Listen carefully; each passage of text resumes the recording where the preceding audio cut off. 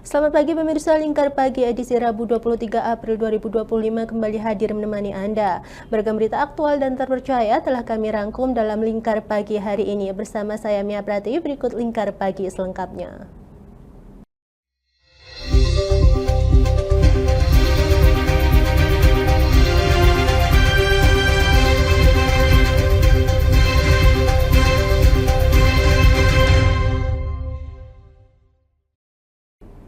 Mengawali berita pertama pemirsa, Kejaksaan Agung menetapkan 3 orang sebagai tersangka karena diduga menyebabkan opini negatif guna mengganggu proses hukum kasus korupsi timah dan importasi gula. Mereka diduga memesan pemberitaan, kampanye media hingga demonstrasi untuk menyudutkan kejaksaan demi kepentingan kliennya. Tim penyidik pada Jaksa Agung Muda Bidang Tindak Pidana Khusus Jampitsus Kejaksaan Agung menetapkan 3 orang tersangka terkait dugaan perintangan penyidikan kasus korupsi timah dan impor gula. Ketiga tersangka tersebut yaitu MS sebagai advokat, JS sebagai dosen sekaligus advokat, dan TB selaku Direktur Pemberitaan JAK TV yang diduga melakukan perintangan penyidikan. Direktur Penyidikan Jampitsus Kejagung Abdul Kohar melalui video rilis yang diterima Selasa 22 April mengatakan bahwa para tersangka memproduksi dan menyebarkan opini negatif melalui media sosial, media daring, dan siaran televisi dengan tujuan menggiring opini publik untuk menyudutkan kejaksaan. Modus tersebut dijalankan tersangka melalui pembuatan berita pesanan, kampanye melalui podcast, seminar, hingga demonstrasi yang seluruhnya dibiayai oleh MS dan JS. Dengan total dana mencapai 478,5 juta rupiah yang diduga diberikan kepada tersangka TB. Tersangka JS dilakukan penahanan 20 hari ke depan terhitung mulai hari ini di Rutan Salemba, Cabang Kejaksaan Agung. Begitu juga dengan tersangka TB dilakukan penahanan 20 hari ke depan terhitung mulai hari ini di Rutan Salemba, Cabang Kejaksaan Agung. Sedangkan untuk tersangka MS tidak dilakukan penahanan karena yang bersangkutan sudah ditahan dalam perkara lain. Tak sampai di situ, penyidik juga menyita berbagai dokumen terkait kampanye media, laporan monitoring media, invoice pembayaran pemberitaan, serta dokumen dugaan skema pemerasan dan pencucian uang. Adapun narasi negatif disebut sengaja dibuat untuk mendiskreditkan penanganan perkara oleh kejaksaan sehingga menguntungkan klien yang disidangkan oleh MS dan JS.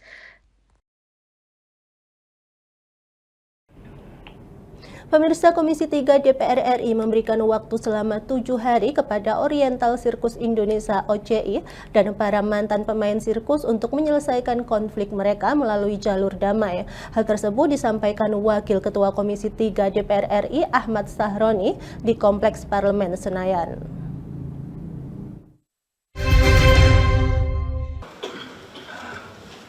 Komisi 3 DPR RI memberikan batas waktu 7 hari kepada Oriental Sirkus Indonesia dan para mantan pemain sirkus untuk menyelesaikan konflik mereka melalui jalur dialog atau kekeluargaan.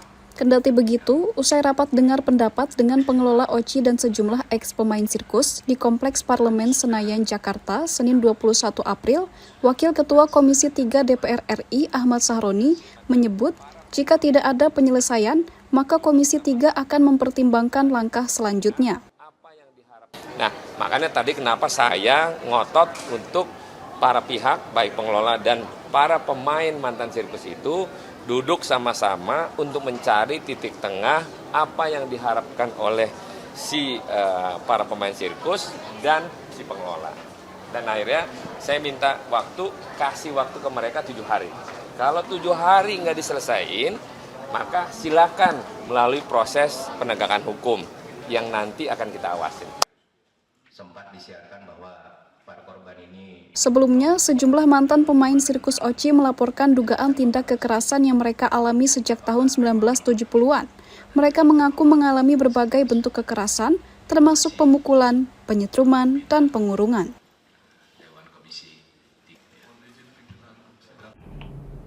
Pemirsa, musibah tanah bergerak di Desa Mendala, Kecamatan Sirampok, Kabupaten Brebes menimbulkan kerusakan parah. Menanggapi hal tersebut, Kepala Dinas Energi dan Sumber Daya Mineral ESDM Provinsi Jawa Tengah Budyo Darmawan mengatakan, jika di daerah tersebut sudah diketahui rawan pergerakan tanah.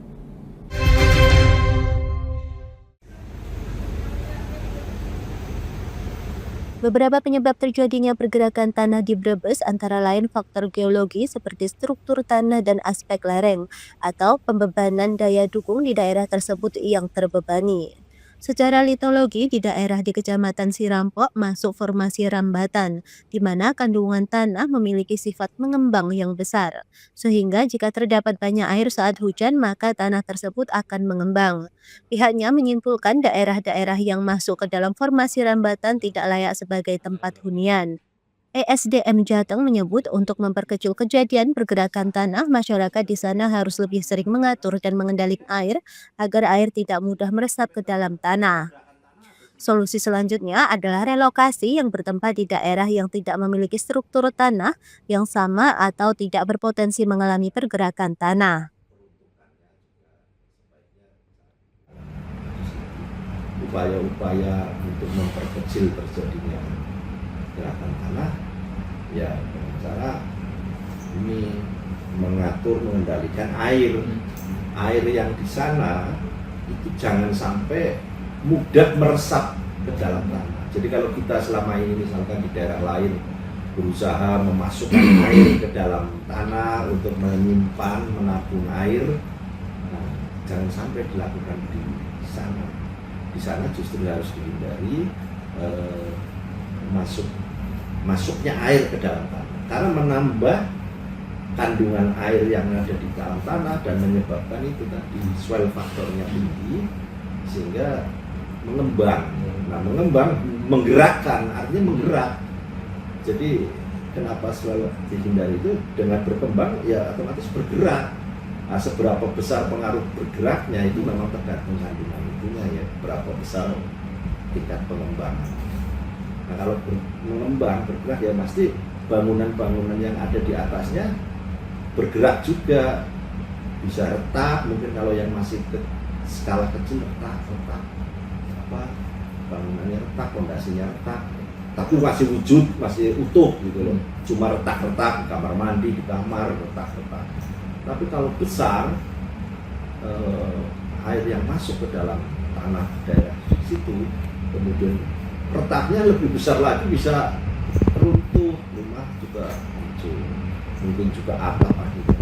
Nah, kelihatannya ini yang kemarin terjadi di Brebes itu kan akumulasi dari musim hujan kemarin, bukan hanya satu poin. Memang waktu itu ada hujan, tapi ya tidak hanya itu. Kalau luas arealnya ya yang saat ini berbahaya seluas areal pemukiman di daerah itu. Pasti kalau formasinya lebih regional lagi, lebih besar. Tapi yang membahayakan ya pemukimannya. Jadi dirampok itu bisa dibilang catatannya jangan sampai ada bangunan baru ya Pak, karena membahayakan. Ya di formasi itu terutama di formasi itu harus dipetakan di formasi itu, dioverlaykan dengan ya usahakan jangan ada baru. Kenapa? Karena ya akan menimbulkan sama saja orang yang mau tinggal di daerah rawan bencana. Dari Kota Semarang, Rizky Sahrul, Lingkar TV melaporkan. Beralih ke berita selanjutnya, pemirsa, Menteri Kesehatan Budi Gunadi Sadikin menyesalkan kasus pelecehan seksual yang kembali dilakukan oleh dokter program pendidikan dokter spesialis PPDS. Menkes meminta jajarannya untuk serius melakukan perbaikan dan konkret utamanya dalam rekrutmen PPDS. Menteri Kesehatan Budi Gunadi Sadikin kembali menyesalkan terjadinya kasus pelecehan seksual yang dilakukan oleh dokter program pendidikan dokter spesialis PPDS. Setelah sebelumnya kasus pelecehan seksual dilakukan oleh dokter PPDS anestesi Rumah Sakit Hasan Sadikin Bandung dan dokter Objin di Garut, Jawa Barat, kali ini dilakukan oleh dokter PPDS Fakultas Kedokteran Universitas Indonesia. Dalam konferensi pers daring di Gedung Kementerian Kesehatan, Jakarta, Senin 21 April, Menkes Budi meminta jajarannya untuk melakukan perbaikan yang serius, sistematis, dan konkret. Seperti meminta seluruh peserta PPDS untuk diwajibkan melakukan tes kejiwaan pada saat rekrutmen. Sehingga dengan demikian, kita bisa mengetahui kondisi kejiwaannya dari bersangkutan untuk bisa melakukan pendidikan ini dan nantinya akan bisa melayani masyarakat dengan sebaik-baiknya. Saya juga minta yang kedua agar transparansi dari proses rekrutmen ini dilakukan dengan baik sehingga tidak ada lagi preferensi khusus yang mengakibatkan kita akan salah pilih dari peserta pendidikan dokter spesialis ini. Sementara itu, dijumpai usai konferensi pers, Direktur Jenderal Kesehatan Lanjutan Kemenkes, Ashar Jaya, mengatakan pasien berhak menolak untuk diperiksa apabila di dalam ruangan praktik dokter tidak ada perawat pendamping. Ketika dilakukan tindakan, ya itu nggak boleh tuh, lebih-lebih lawan jenis, seorang diri itu nggak boleh. Udah jelas itu. Ada curiga tuh. Pasien boleh menolak ketika dia merasa bahwa unsecure dilakukan suatu tindakan. Sekali lagi saya tegaskan di sini, semua pasien berhak menolak untuk dilakukan suatu tindakan medis kalau dia merasa insecure. Selain itu, Ashar juga menegaskan Kementerian Kesehatan meminta seluruh rumah sakit yang berada di bawah naungan Kemenkes untuk merespons cepat, yakni 1 kali 24 jam apabila ada pasien yang mengadukan mengenai pelecehan seksual yang dilakukan oleh dokter rumah sakit tersebut. Bahwa di seluruh dunia demi pasien safety. Pemirsa, kami akan kembali usai pariwara berikut ini, tetaplah bersama kami.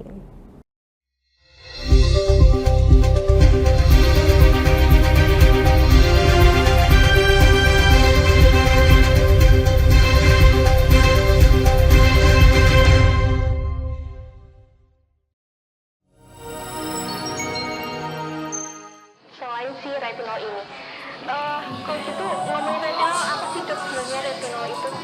Bagus nih programnya. Yang saat ini ya kayaknya sudah beberapa tahun yang Wah, boleh banget nih ditonton setiap hari. Meanwhile,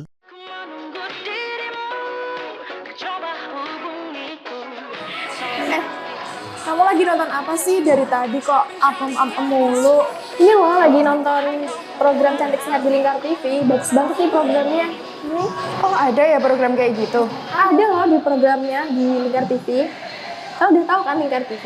Belum. Kan belum tahu Lingkar TV. Lingkar TV itu TV digital streaming online yang sudah mengantongi izin PSE dari Kominfo dan bisa diakses di HP kalian mestinya. Oh iya? Iya, bagus loh. Coba di-download sekarang. Bentar deh, aku tak coba download dulu. Iya. Selain program Cantik Sehat, kalian juga bisa menonton program lainnya di Lingkar TV dan bisa ditonton kapanpun dan dimanapun kalian berada loh. Gimana, udah bisa? Udah nih, punya aku udah bisa. Punya aku juga udah nih. Wah ya, bagus dong kalau udah download semuanya.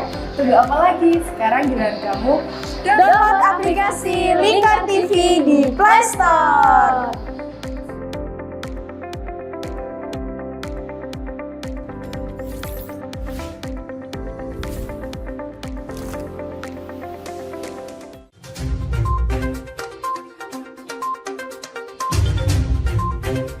Merangkum semua peristiwa sebagai berita yang penuh fakta.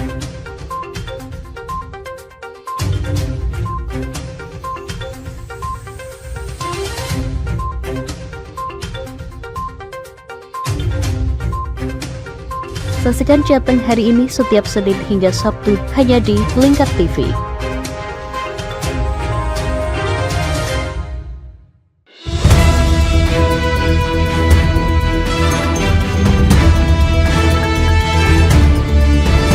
Menemani pagi Anda dengan menyajikan berita nasional dan regional yang dikupas secara akurat dan aktual untuk awali hari.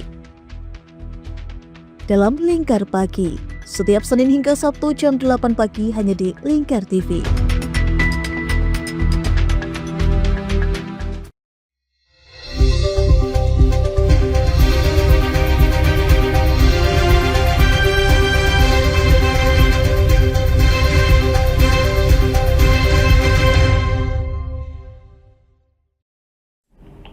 Terima kasih pemirsa, Anda masih bersama kami. Pemirsa, Menteri Sekretaris Negara Prasetyo Hadi di Istana Kepresidenan Jakarta membantah isu adanya kerenggangan dalam Kabinet Merah Putih.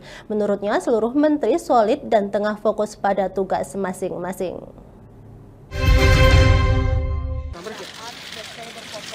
Menteri Sekretaris Negara Mensesnek Prasetyo Hadi membantah isu yang menyebut ada kerenggangan dalam Kabinet Merah Putih. Isu tersebut mencuat usai Menteri Koordinator Bidang Pemasyarakatan Muhaimin Iskandar pada Minggu 20 April mengatakan Prabowo meminta para menteri untuk merapatkan barisan. Kepada awak media di Istana Kepresidenan Jakarta Senin 21 April, Mensesnek Prasetyo mengatakan Presiden selalu menganalogikan Kabinet Merah Putih sebagai sebuah tim, sehingga harus senantiasa merapatkan barisan. Ia juga mengklaim bahwa Kabinet Merah Putih solid dan tengah fokus dengan tugas masing-masing. Solid. Semua sedang bekerja keras di bidangnya masing-masing, dengan tugasnya masing-masing, dengan dinamika permasalahan di masing-masing, baik Kemenko maupun kementerian, itu sedang bekerja keras menyelesaikan semua permasalahan-permasalahan. Ia pun menegaskan, makna merapatkan barisan yang dimaksud Presiden Prabowo Subianto bukan berarti terjadi kerenggangan, melainkan menjaga semangat. Pemirsa, Menteri Transmigrasi Muhammad Iftithah Sulaiman Suryanegara menyampaikan bahwa transmigrasi merupakan pembangunan kawasan ekonomi berbasis kesejahteraan, bukan sekedar perpindahan penduduk. Iftithah menegaskan program transmigrasi bersifat sukarela dan tidak dipaksakan, serta usulan alokasi berasal dari daerah, bukan pemerintah. Menteri Transmigrasi Mentrans Muhammad Iftithah Sulaiman Suryanegara mengatakan pemerintah memberikan insentif transmigrasi tak hanya pada warga yang direlokasi, namun juga warga yang tidak direlokasi. Saat kunjungannya ke Antara Heritage Center, Jakarta pada Senin 21 April, Iftithah menyatakan masyarakat masih banyak yang salah kaprah terkait program transmigrasi. Menurutnya, transmigrasi ialah pembangunan kawasan ekonomi berbasis kesejahteraan, bukan sekadar perpindahan penduduk. Dan transmigrasi ini bersifat sukarela atau tidak dipaksakan, serta usulan alokasi berasal dari daerah, bukan pemerintah. Jadi banyak hal yang sebetulnya perlu kita sosialisasikan terkait dengan transmigrasi ini. Jadi tolong disampaikan juga, diketahui oleh masyarakat bahwa kami ini bisa memberikan insentif transmigrasi tidak hanya kepada orang yang direlokasi, bahkan yang tidak direlokasi pun selama itu status lahannya clean and clear, kita bisa ikutkan mereka dalam program transmigrasi. Baik pemberian satu pangannya maupun misalkan insentif-insentif yang lain. Ia memberikan contoh ketika mengajak warga Batam, Rempang, dan Galang atau Balerang yang setuju maupun tidak setuju berdialog bersama terkait program transmigrasi lokal untuk mengetahui alasan penolakan serta mencari solusi bersama.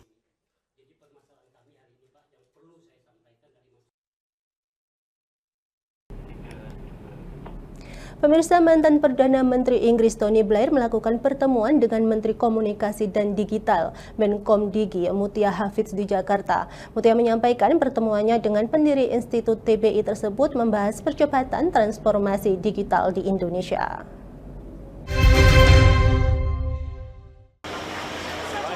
Mantan Perdana Menteri Inggris Tony Blair melakukan pertemuan dengan Menteri Komunikasi dan Digital Menkomdigi Mutia Hafidz untuk membahas transformasi digital Indonesia di kantor Kementerian Komdigi Jakarta, Senin 21 April.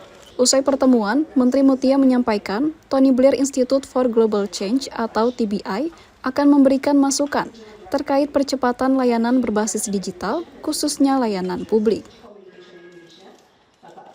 Mudah-mudahan siap nanti diberi masukan atau kerjasama dengan Tony Blair Institute, sekali lagi untuk mempercepat layanan-layanan pemerintahan yang berbasis digital. Untuk kemudahan atau layanan publik yang bisa dirasakan langsung oleh masyarakat. Spesifiknya apa nanti kita tadi pertemuan awal, jadi nanti kita akan duduk kembali dengan tim beliau di Indonesia. Kami di sini dari Tony Blair Institute akan mendukung peran dari Komdigi untuk bisa tadi melakukan apa-apa yang sudah dibicarakan. Kami mendukung sepenuhnya peran sentral dari Kementerian Komunikasi dan Digital ini. Menteri Mutia juga menyampaikan pertemuan dengan Tony Blair tersebut turut membahas sumber daya manusia di sektor digital, serta inovasi baru termasuk artificial intelligence atau AI. Mutia menambahkan akan melakukan pertemuan lanjutan dengan TBI untuk membahas mendalam dan prioritas kerjasama.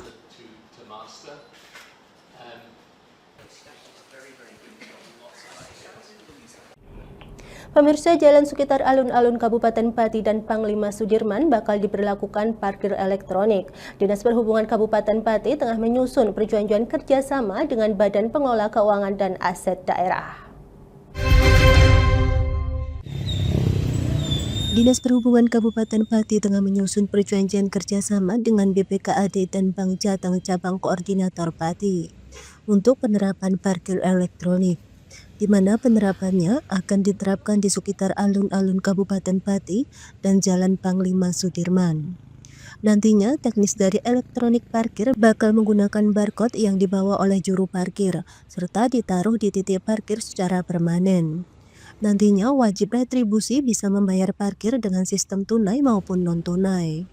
Kepala Bidang Pengendalian Operasional di Subpati, Nita Agustining Tias, menuturkan nantinya retribusi ini bakal langsung masuk menjadi pendapatan asli daerah. Di akhir tahun kemarin kan sudah merintis dan kita sudah lakukan koordinasi diantaranya dengan Bank Jateng, terus kemudian dengan BPKAD yang utamanya sama dalam hari ini mungkin nanti bagian apa yang Pemda itu kerjasama itu ya. Terus kita juga sempat studi banding ke Blora karena Blora itu sudah bulan kemarin itu sudah memperlakukan itu di beberapa titik ya, tidak secara keseluruhan itu. Jadi ada opsi. Jadi kita memberikan opsi ke wajib retribusi tadi ya untuk bisa membayar melalui QRIS atau tunai. Jadi kita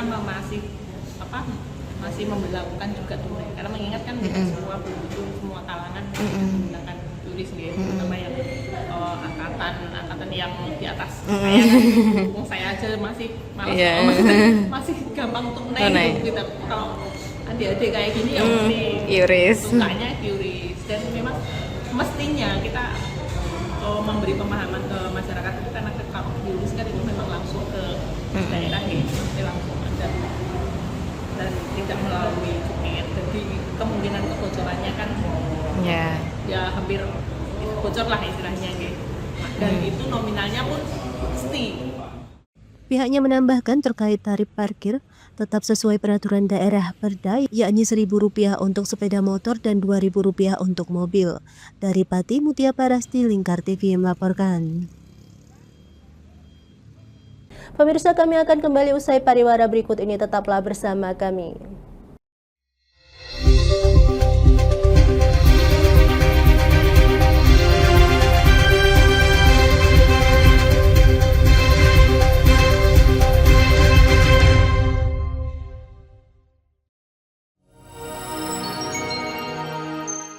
Selain si retinol ini, coach itu ngomongin retinol apa sih dok sebenarnya retinol itu? Bagus nih programnya. Yang saat ini ya kayaknya sudah beberapa tahun yang Wah, boleh banget nih ditonton setiap hari. Meanwhile,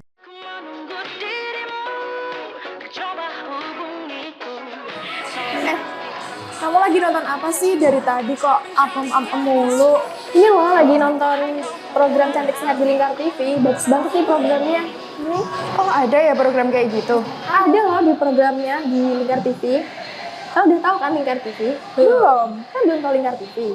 Lingkar TV itu TV digital streaming online yang sudah mengantongi izin PSE dari Kominfo dan bisa diakses di HP kalian mestinya. Oh iya? Iya, bagus loh. Coba di-download sekarang. Bentar deh, aku tak coba download dulu. Iya. Selain program Cantik Sehat, kalian juga bisa menonton program lainnya di Lingkar TV dan bisa ditonton kapanpun dan dimanapun kalian berada loh. Gimana, udah bisa? Udah nih, punya aku udah bisa. Punya aku juga udah nih. Wah ya, bagus dong kalau udah download semuanya. Tunggu apa lagi? Sekarang giliran kamu Download aplikasi Lingkar TV di Play Store.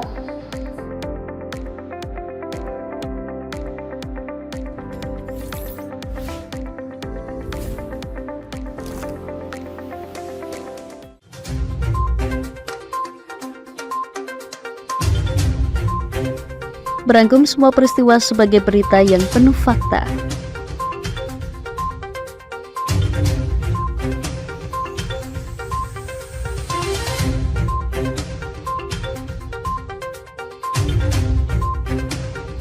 Saksikan Jateng hari ini setiap Senin hingga Sabtu hanya di Lingkar TV.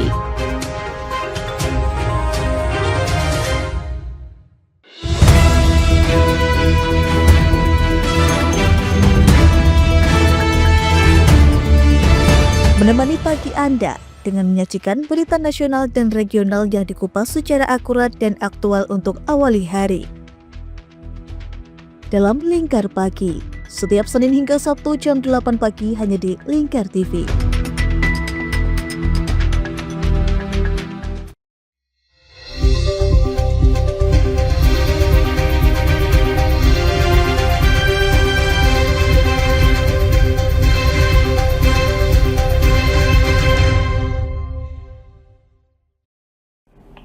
Pemirsa, pemerintah Kabupaten Gunung Kidul Daerah Istimewa Yogyakarta akan memberikan tali asih kepada warga yang ternaknya mati mendadak melalui Peraturan Bupati Nomor 10 Tahun 2025. Tali asih ini menjadi upaya Pemkab setempat agar warga tidak menjual atau menyembelih ternak yang sudah mati secara mendadak sebagai antisipasi penyebaran penyakit antraks.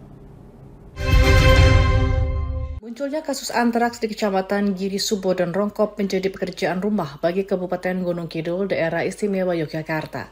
Untuk itu, Dinas Peternakan dan Kesehatan Hewan Gunung Kidul terus menggencarkan kegiatan komunikasi, informasi, dan edukasi atau KIE secara masif di wilayah yang sudah terkena penyakit antraks. Langkah dilakukan mengingat masih adanya penolakan dari warga ketika hewan ternaknya diberikan vaksin. Hal ini seperti diungkapkan Kepala Dinas Peternakan dan Kesehatan Hewan Kabupaten Gunung Kidul, Wibawanti Wulandari pada Selasa 22 April. Ia mengatakan dari kajian sosial yang dilakukan masih ditemui kegiatan jual beli hewan ternak yang mati mendadak dikarenakan warga atau peternak tidak mau menanggung rugi. Untuk itu, melalui Peraturan Bupati Nomor 10 Tahun 2025, pihaknya menyepakati untuk memberikan bantuan sosial berupa tali asih kepada warga yang hewan ternaknya mati akibat penyakit menular. Nanti yang akan kita berikan adalah untuk hewan yang terkena antraks pertama kali, kemudian PMK sama LSD, karena ini merupakan kasus yang ada di Gunung Kidul. Ini tali asih yang dari sisi nominalnya itu di atas sedikit dari harga bangkai. Misalnya harga bangkai 2 juta, ya kita 2,5 atau 3 juta. Karena ini upaya untuk menghentikan. Sementara itu, untuk pemberian vaksin antraks, Dinas Peternakan dan Kesehatan Hewan Gunung Kidul telah menyiapkan sebanyak 2.800 dosis yang ditujukan bagi wilayah Kecamatan Rongkop dan Giri Subo. Pemirsa, dalam rangka memeriahkan Hari Jadi ke-504 tahun Kabupaten Semarang, Dinas Pariwisata setempat bersama Federasi Aerosport Indonesia menyelenggarakan Festival Paralayang 2025. Berbagai keunikan disajikan pada kegiatan sport tourism tersebut.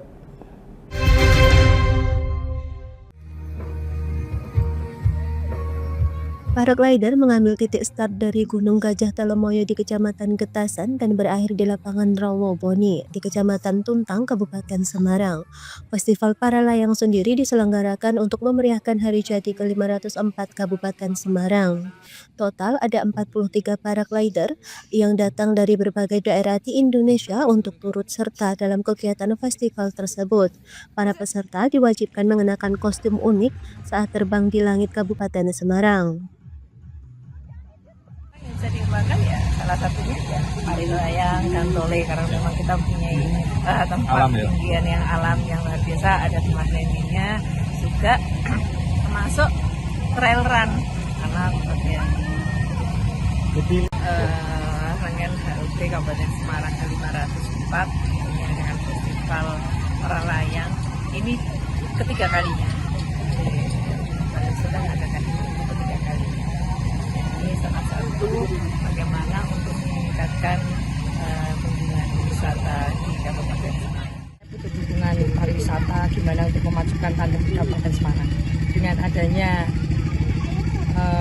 tandem pasti yang jelas kan akan menarik wisata untuk masuk ke sini. Contohnya kayak di Puncak, contoh di Malang, dan sudah di Bali.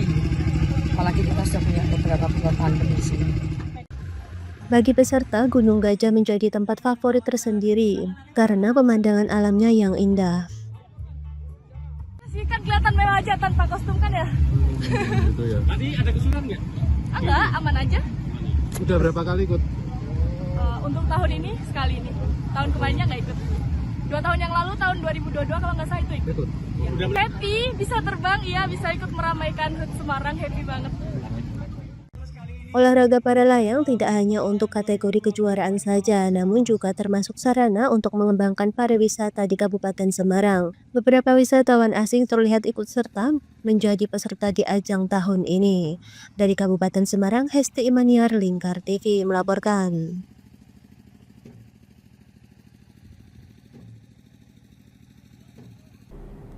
Pemirsa, sosok R.A. Kartini masa kini harus mampu menjadi sosok perempuan tangguh karena menjadi salah satu pondasi utama dalam membangun ketahanan dan kesejahteraan keluarga, masyarakat, serta bangsa dan negara. Hal ini disampaikan Bupati Kendal Diah Kartika Permanasari dalam peringatan Hari Kartini di pendopo Kabupaten setempat.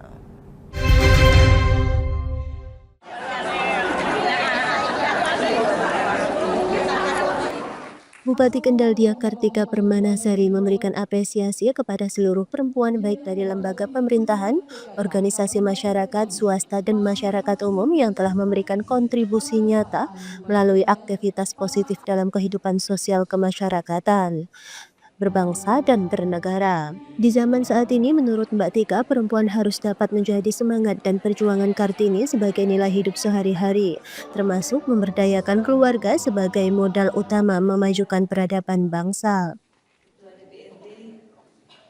Ya, tentunya harapan kita semuanya pada perempuan-perempuan yang ada di Kabupaten Kendal ini terinspirasi dengan perjuangan Ibu Kartini yang tentunya di zaman luar biasa sekali hari ini di zaman sekarang ini tentunya sudah banyak emansipasi wanita. Ini di Kabupaten Kendal juga kebetulan bupatinya perempuan, kemudian manjarinya perempuan, kepala kepala pengadilannya juga perempuan. Ya, tentunya harapan kita semuanya kepada seluruh perempuan-perempuan di Kabupaten Kendal pada kesempatan peringatan Hari Kartini ini, marilah kita meningkatkan prestasi-prestasi kita tentunya untuk membangun bersama-sama Kabupaten Kendal. Ya, itu pokoknya kita terus meningkatkan prestasi kita masing-masing untuk semangat, apalagi sekarang kan untuk kesetaraan gender itu kan di pemerintah juga terus digalakan ya, agar supaya perempuan-perempuan ini berdaya di seluruh bangsa Indonesia khususnya, bangsa Indonesia umumnya dan Kabupaten Kendal khususnya. Sementara Wakil Bupati Kendal, Beni Karnadi, memaknai sosok Kartini adalah wanita yang bisa membawa diri. Ketika mereka sebagai pegawai juga bisa membagi antara tugas perempuan di rumah dan di kantor. Zaman milenial, zaman Gen Z, sehingga hari ini kan kreativitas dituntut. Dalam konteks status sosial sudah ada emansipasi, artinya sudah tidak ada lagi pembatasan-pembatasan ya, berdasarkan, jadi tidak ada perbedaan gender dan sebagainya dalam konteks ruang sosial. Nah, ini yang harus dimanfaatkan sebaik-baiknya oleh para perempuan-perempuan, khususnya di Kabupaten Kendal. Peran sosial, ada peran sosial, ada peran publik, ada peran rumah tangga, dan berbagai peran itu harus dibagi. Jadi ada saatnya dia berperan sebagai ibu rumah tangga, dia harus kembali sebagai ibu rumah tangga. Dalam konteks rumah tangga pun juga berbeda, harus ibu, harus masak, harus ini, dan sebagainya. Saya memberikan kebebasan juga kepada istri saya untuk selalu berdialog, untuk membangun dirinya dan sebagainya. Saya bukan kalangan suami yang feodal juga, gitu. Karena kita ngerti bahwa perempuan hari ini juga perlu diajak dialog, nggak harus pragmatis, harus diperintah dan sebagainya. Oke Pak, mantap.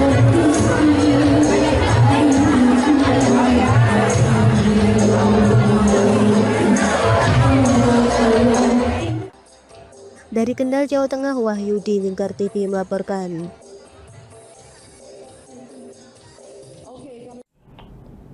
Pemirsa, pemerintah Kota Solo melalui Dinas Pemberdayaan Perempuan dan Perlindungan Anak serta Pengendalian Penduduk dan Keluarga Berencana menyelenggarakan pelayanan KB Vaksetomi serentak. Layanan ini juga bertujuan untuk memperluas akses kontrasepsi jangka panjang bagi pria.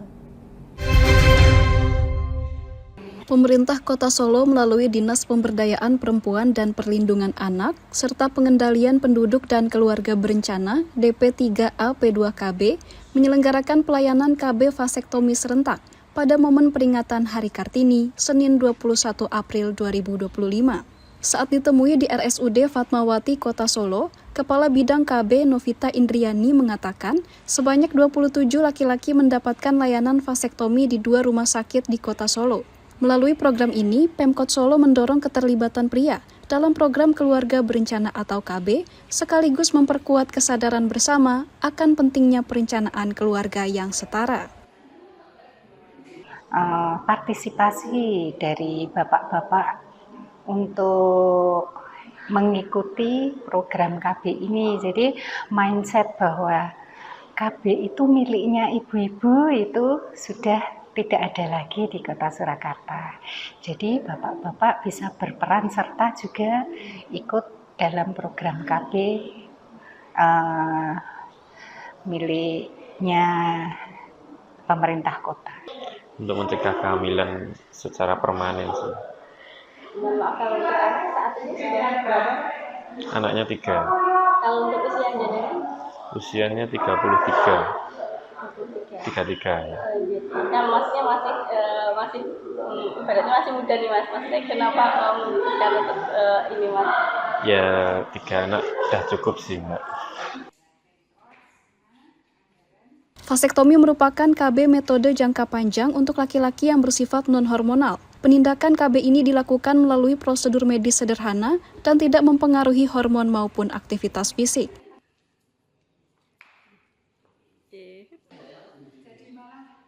Pemirsa, kami akan kembali usai pariwara berikut ini, tetaplah bersama kami.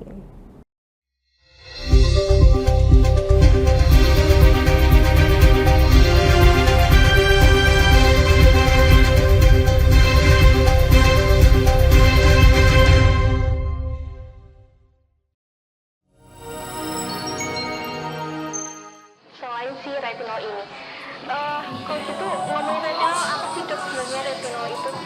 Bagus sih programnya. Yang saat ini ya kayaknya sudah beberapa tahun yang Wah, boleh banget nih ditonton setiap hari. Meanwhile,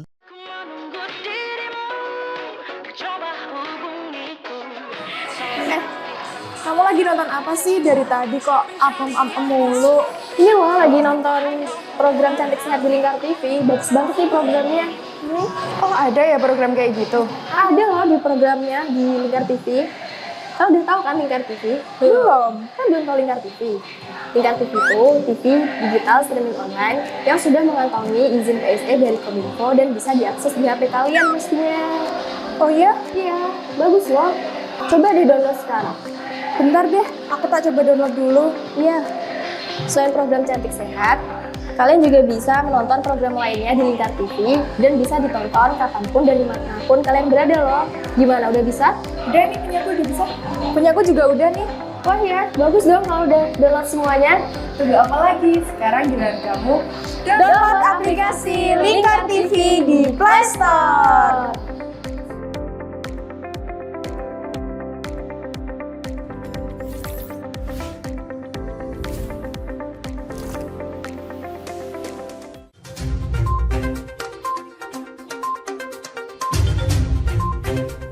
Berangkum semua peristiwa sebagai berita yang penuh fakta.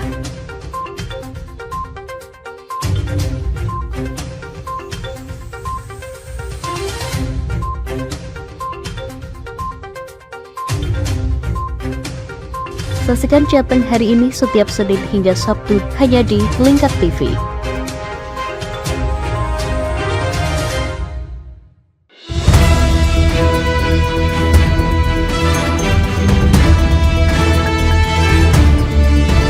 Menemani pagi Anda dengan menyajikan berita nasional dan regional yang dikupas secara akurat dan aktual untuk awali hari. Dalam Lingkar Pagi, setiap Senin hingga Sabtu jam 8 pagi hanya di Lingkar TV.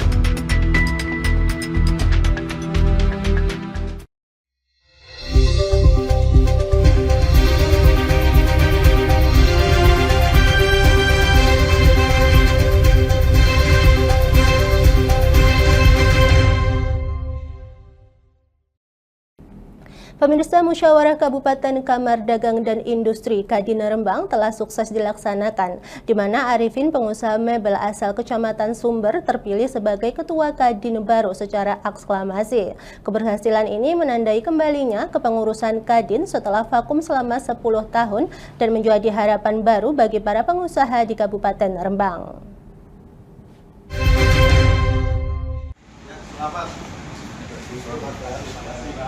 Arifin yang menjadi calon tunggal dalam pemilihan ini menyatakan rasa terima kasihnya kepada pengusaha yang telah memberikan kepercayaan penuh kepadanya.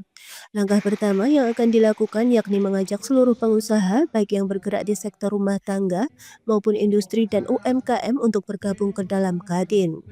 Dalam sambutannya, Arifin menegaskan pentingnya kolaborasi di antara para pelaku usaha untuk menghadapi tantangan ekonomi yang sedang dihadapi. Dirinya bertekad untuk menjadikan Kadin Rembang sebagai wadah untuk mencari solusi bersama atas permasalahan yang ada. Menjadikan Rembang menjadi lebih baik sesuai dengan visi misi Pak Bupati Rembang. Pak Bupati Rembang salah satunya kan ingin meningkatkan PAD.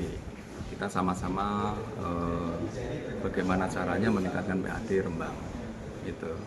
Kalau yang terdekat ini, apa langkah-langkah dari Ketua baru Kadin Rembang ini, Pak? Kita akan mengumpulkan data-data semua teman-teman UKM, baik yang mikro, kelas kecil, menengah, kelas besar juga kita akan kumpulkan satu-satu. Kita akan data. Yang kedua, kita data potensi-potensi Rembang apa aja. Seperti itu. Itu langkah rangkul semuanya. Tidak membedakan yang kecil, mikro dan lain sebagainya. Semuanya. Untuk harapan Ketua baru apa Pak ini, Pak?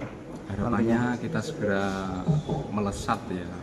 Saya nggak bicara muluk-muluk. Kita asalkan bisa kerjasama dengan baik, kita fokus bekerja untuk usaha di Rembang supaya lebih maju. Contohnya pendampingan masalah pelatihan, transfer knowledge, permodalan, pemasaran, kita bisa diskusikan bersama. Sementara Bupati Rembang Harno menyatakan percaya dan menaruh harapan kepada Ketua Kadin Rembang terpilih periode 2025-2030. Dirinya juga meminta kepada para pengusaha agar saling bertukar ilmu, agar nantinya dapat membawa Kabupaten Rembang semakin sejahtera. Saya aku yakin percaya dengan Ketua Kadinnya yang Mas Arifin sudah terbukti. Kita kenal semuanya dan kerja-kerja selama ini sudah terbukti, maka yakin kedepannya oke dan maju. Dari Rembang, Vicky Rio, Lingkar TV melaporkan. Pemirsa, musim haji membawa keberkahan tersendiri bagi pedagang perlengkapan haji di Kabupaten Demak. Menjelang keberangkatan ke Tanah Suci, stand penjualan perlengkapan haji ramai diburu para calon jamaah haji. Para pedagang mengaku mengalami peningkatan penjualan hingga 2 kali lipat dibandingkan hari-hari biasa.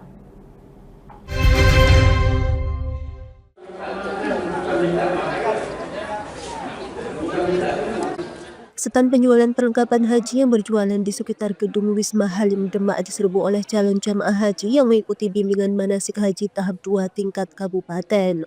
Mereka berburu berbagai perlengkapan saat berangkat ibadah haji ke Tanah Suci, seperti pakaian ihram, sandal khusus hingga alat pelindung diri seperti masker dan topi. Tak sedikit pula jamaah haji yang membeli kebutuhan tambahan seperti kantong obat-obatan pribadi dan bekal makanan ringan serta kacamata. Pedagang perlengkapan haji mengaku omset penjualan mereka meningkat drastis dibanding hari-hari biasa. Bahkan peningkatan penjualan tersebut mencapai 2 kali lipat terjadi sejak tahapan bimbingan manasik haji tahap pertama. Yang paling diburu calon haji apa ya Bu perlengkapannya? Perlengkapannya, Mas, rame semua kalau orang desa itu. Ihram, Mas, lain semua rame semua. Pakaian ihram terus apa lagi? Pakaian ihram, Mas, sembarang sini. Nah desa itu pasti biasanya rame semua. Topi, payung, tuh, ini lari semua 3 putrinya. Ada peningkatan nggak untuk pembelian ini? Alhamdulillah. Peningkatannya sampai berapa ini? Semuanya lah, alhamdulillah. Sampai 50%, ya, 2 kali lipat atau ada. Terjadi peningkatan itu sejak kapan Bu? Peningkatan penjualannya? Awal dari jualan Mas. Awal dari jualan udah rame kalau desa Demak itu. Awal bulan ini? Iya. Enggak, awal pertemuan haji itu udah rame. Pertemuan haji. Iya. Yang minggu kemarin itu ya? Udah ya.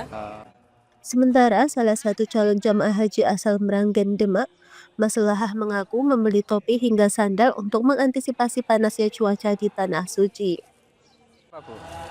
Kayu. Perlengkapan terjadi. Topi yang penting itu topi. Topi ya. Sama saya.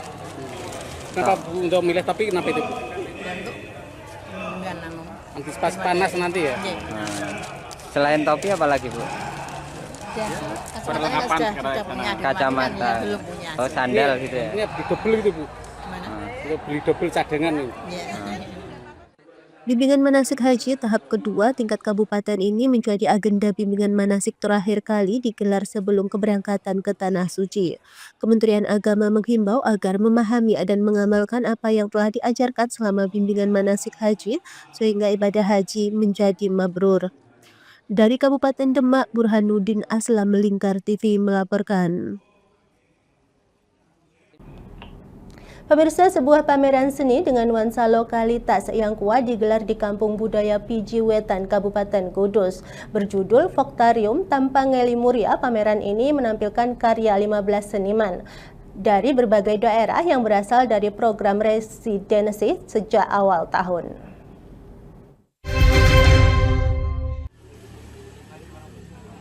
Berlangsung di kaki Gunung Muria, pameran seni ini menjadi wadah ekspresi bagi para seniman sekaligus memperkenalkan bahwa aktivitas masyarakat desa adalah wujud seni yang autentik. Sebanyak 15 seniman dari Kudus, Jepara, Solo, Jakarta, hingga Tangerang terlibat dalam pameran ini. Karya yang ditampilkan beragam, mulai dari seni rupa, tipografi, musik, sastra, hingga pertunjukan. Seluruh karya yang dipamerkan merupakan hasil residensi yang telah berlangsung selama 4 bulan. Para seniman berinteraksi langsung dengan warga untuk mendapatkan inspirasi dari akar tradisi lokal. Bagaimana ruang-ruang yang semula adalah tidak menjadi sesuatu, menjadi sesuatu. Itu saja sih. Dan kita ingin memberikan PD terhadap masyarakat bahwa ternyata praktik-praktik warga itu juga kalau dikategorikan sebagai seni, itu juga seni begitu. Dan tentunya selain itu menjadi ruh bagi eksplorasi di penciptaan karya seni ini. Itu sih. Ada berapa senimannya? Ada 15, ada yang kolektif, ada yang individu, ada yang jatuh DIY. Namun yang dari DIY ada yang pesertanya ada yang dari Jakarta, ada yang dari Madura, Tangerang, dan lain sebagainya. Yang dipamerkan ini paling banyak adalah seni rupa tentunya. Ada patung begitu, ada patung dari sampah ya, dari plastik gitu.